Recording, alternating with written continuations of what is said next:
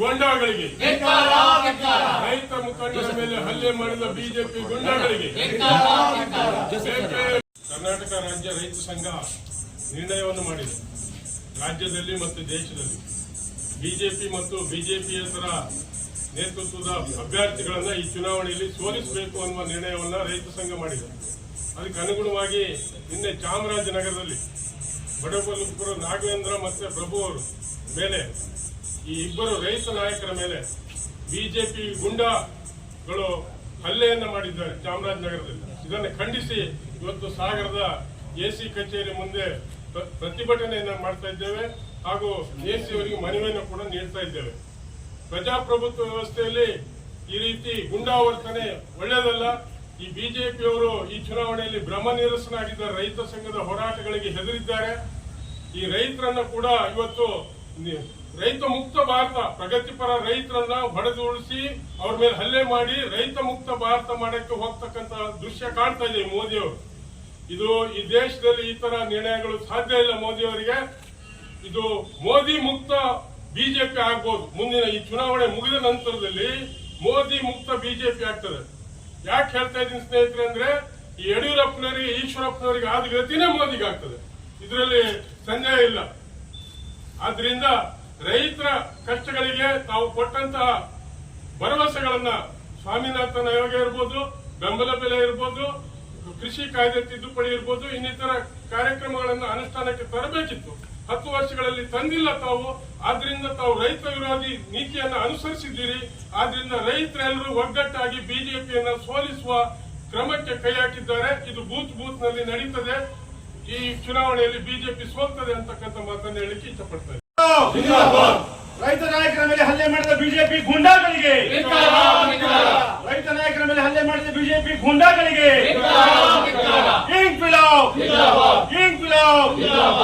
ಸಂಯುಕ್ತ ಕಿಸಾನ್ ಮೋರ್ಚಾ, ಕರ್ನಾಟಕ ರಾಜ್ಯ ರೈತ ಸಂಘಕ್ಕೆ, ಕರ್ನಾಟಕ ರೈತ ಸಂಘದ ಹೋರಾಟಕ್ಕೆ, ಕರ್ನಾಟಕ ರಾಜ್ಯ ರೈತ ಸಂಘದ ಹೋರಾಟಕ್ಕೆ, ರೈತ ನಾಯಕರ ಮೇಲೆ ಹಲ್ಲೆ ಮಾಡಿದ ಬಿಜೆಪಿ ಗುಂಡಾಗಳಿಗೆ, ಚಾಮರಾಜನಗರದಲ್ಲಿ ರೈತ ನಾಯಕರ ಮೇಲೆ ಹಲ್ಲೆ ಮಾಡಿದ ಬಿಜೆಪಿ ಗುಂಡಾಗಳಿಗೆ, ಚಾಮರಾಜನಗರದಲ್ಲಿ ರೈತ ನಾಯಕರ ಮೇಲೆ ಹಲ್ಲೆ ಮಾಡಿದ ಬಿಜೆಪಿ ಗುಂಡಾಗಳಿಗೆ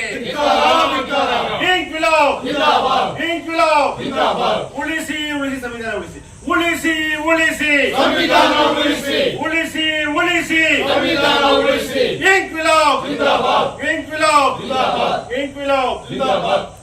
ಬಿಜೆಪಿ ಗೊಂಡಾಗಳಿಗೆ, ರೈತ ಮುಖಂಡರ ಮೇಲೆ ಹಲ್ಲೆ ಮಾಡಿದ ಬಿಜೆಪಿ ಗುಂಡಾಗಳಿಗೆ ಬೇಕು ಬೇಕು. ಜೋಸೆಫ್ ಸರ್ ಒಂದೆರಡು ಮಾತು.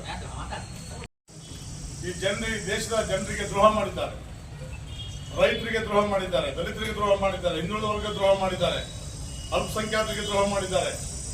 ಹೀಗೆ ದ್ರೋಹವನ್ನ ಮಾಡಿ ಮತ್ತೆ ಮೋದಿ ಸರ್ಕಾರವನ್ನ ತರಬೇಕು ಅಂತಕ್ಕಂಥದ್ದನ್ನ ಇವತ್ತು ಬಿಜೆಪಿಯವರು ಹೊರಟಿದ್ದಾರೆ. ಹತಾಶರಾಗಿದ್ದಾರೆ. ಇವತ್ತು ದೇಶದಲ್ಲಿ ಹತಾಶರಾಗಿದ್ದಾರೆ. ಹತಾಶರಾಗಿ ಇವತ್ತು ಹಲ್ಲೆಗಳನ್ನ ಮಾಡ್ತಾ ಇದ್ದಾರೆ. ಎಲ್ಲಾ ಕಡೆನೂ ಕೂಡ ಹಲ್ಲೆಗಳನ್ನ ಮಾಡ್ತಾ ಇದ್ದಾರೆ. ನಾವು ಇಡೀ ರಾಜ್ಯದಲ್ಲಿ, ಇಡೀ ದೇಶದಲ್ಲಿ ನಮ್ಮ ಪ್ರಗತಿಪರ ಚಿಂತಕರು, ಹೋರಾಟಗಾರರು ಏನಿದೀವಿ, ಈ ದೇಶವನ್ನ ಉಳಿಸಲಿಕ್ಕೆ ಎಲ್ಲರೂ ಕೂಡ ನಾವು ಪಣ ತೊಟ್ಟಿದ್ದೇವೆ. ಈ ದೇಶವನ್ನ ಉಳಿಸಬೇಕು, ಸಂವಿಧಾನವನ್ನ ಉಳಿಸಬೇಕು ಅಂತಕ್ಕಂಥ ಏನು ನಮ್ಮ ಜಾಥಾ ಇದೆ, ಈ ಜಾಥಾ ಇಡೀ ಕರ್ನಾಟಕಾದ್ಯಂತ ಎಲ್ಲಾ ಕಡೆಯೂ ಕೂಡ ಜಾಥಾಗಳು ಹೋಗ್ತಾ ಇದೆ. ಅದು ರೈತ ಸಂಘ ಮತ್ತು ದಲಿತ ಸಂಘ ಸಮಿತಿ, ಎಲ್ಲಾ ಪ್ರಗತಿಪರ ಚಿಂತಕರು, ಹೋರಾಟಗಾರರು ಎಲ್ಲ ಕೂಡ ಮಾಡ್ತಾ ಇದ್ದೇವೆ.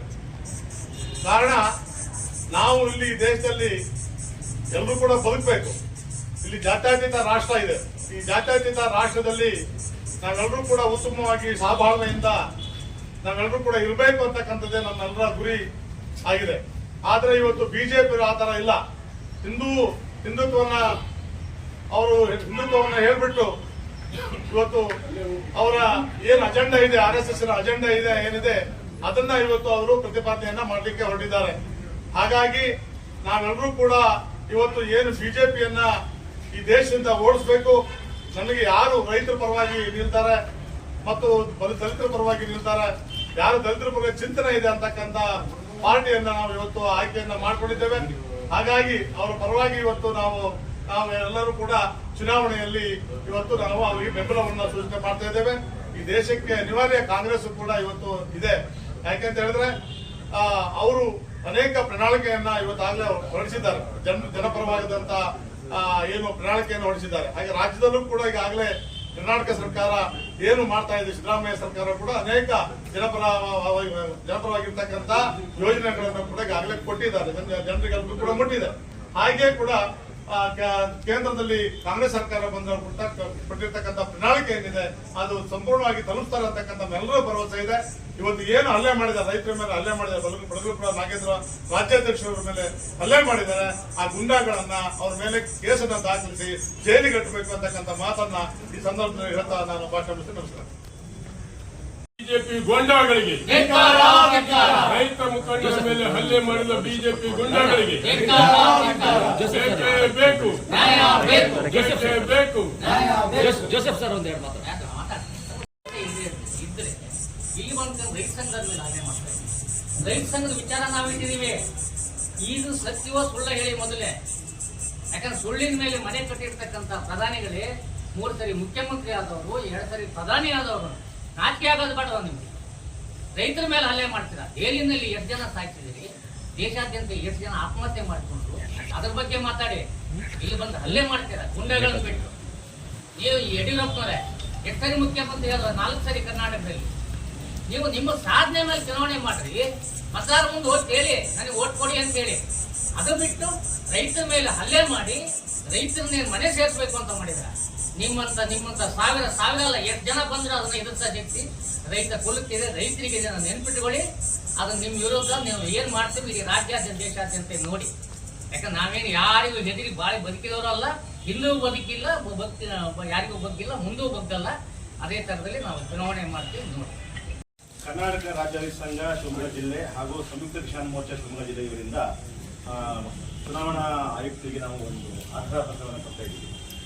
ಮಾನ್ಯ ಮುಖ್ಯ ಚುನಾವಣಾ ಆಯುಕ್ತರು ಕರ್ನಾಟಕ ಬೆಂಗಳೂರು ಸಾಗರ ಉಪವಿಭಾಗದ ಮೂಲಕ ಮಾನ್ಯ ವಿಷಯ ರೈತ ಮುಖಂಡರ ಮೇಲೆ ಹಲ್ಲೆ ಬಿಜೆಪಿ ಮತ್ತು ಆರ್ಎಸ್ಎಸ್ ಗುಂಡಗಳ ಮೇಲೆ ಸೂಕ್ತ ಕಾನೂನು ಕ್ರಮ ಕೈಗೊಳ್ಳಲು ಒತ್ತಾಯ ಪತ್ರ 17/4/2024ರಂದು ಚಾಮರಾಜನಗರದಲ್ಲಿರುವ ಪ್ರೊಫೆಸರ್ ಎಂ ಡಿ ನಂಜುಂಡಸ್ವಾಮಿಯವರ ಸಮಾಧಿಯಿಂದ ರೈತರಿಗೆ ಮೋಸ ಮಾಡಿದ ಬಿಜೆಪಿ ಸರ್ಕಾರದ ಕಾರ್ಯವೈಖರಿ ಕುರಿತು ರೈತ ಸಮುದಾಯಕ್ಕೆ ಹಾಗೂ ಮತದಾರರಿಗೆ ಮಾಹಿತಿ ನೀಡುವ ಅಭಿಯಾನಕ್ಕೆ ಚಾಲನೆ ನೀಡಲಾಯಿತು ಮತ್ತು ರೈತ ವಿರೋಧಿಗಳನ್ನು ಸೋಲಿಸಿ ಅಭಿಯಾನವು ರಾಜ್ಯದ 130ಕ್ಕೂ ಹೆಚ್ಚು ವಿಧಾನಸಭಾ ಕ್ಷೇತ್ರದಲ್ಲಿ ನಡೆಸಲು ಪ್ರತಿಜ್ಞೆ ಕೈಗೊಂಡು ಈಗಾಗಲೇ ಸುಮಾರು 14 ಲೋಕಸಭಾ ಕ್ಷೇತ್ರಕ್ಕೆ ಒಳಪಡುವ ವಿಧಾನಸಭಾ ಕ್ಷೇತ್ರದಲ್ಲಿ ಚಾಲನೆ ಕೊಡಲಾಗಿದೆ.